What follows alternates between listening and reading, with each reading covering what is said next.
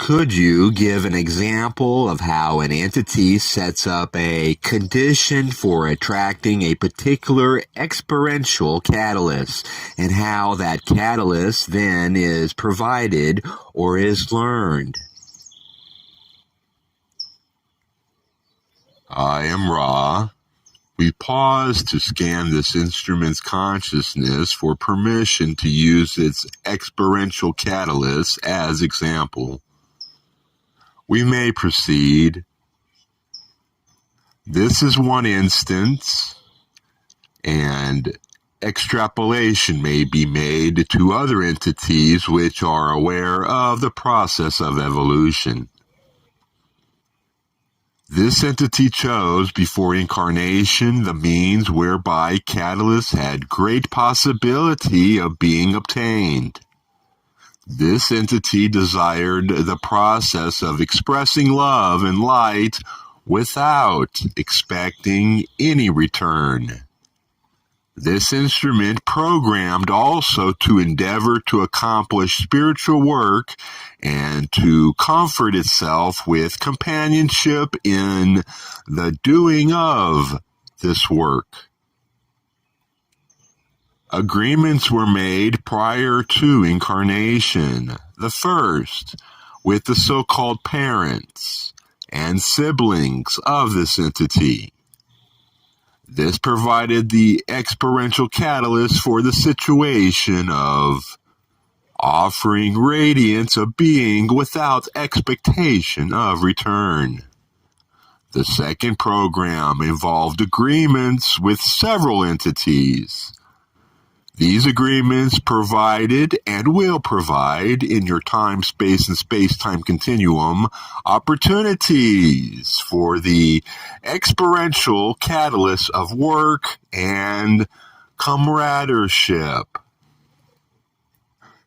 There are events which were part of a program for this entity only in that they were probability vortices having to do with your societal culture.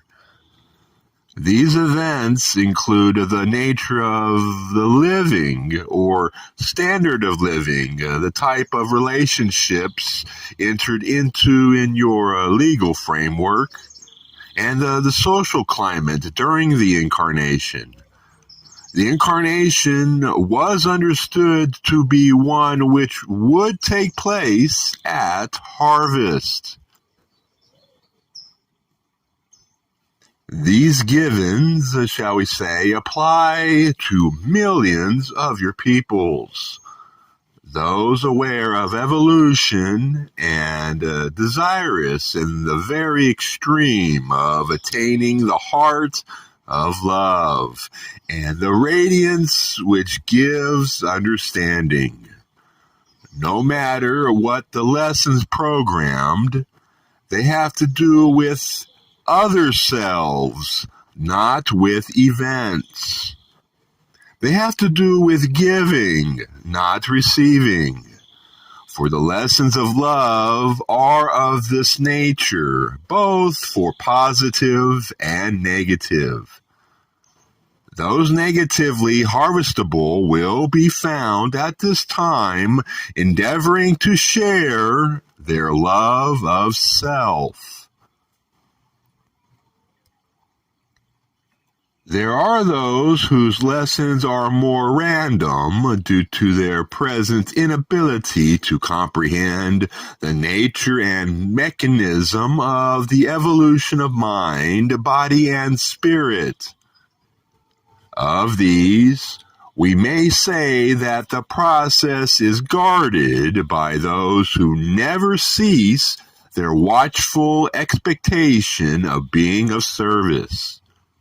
There is no entity without help, either through self-awareness of the unity of creation or through guardians of the self, which protects the less sophisticated mind-body-spirit from any permanent separation from unity, while the lessons of your density continue.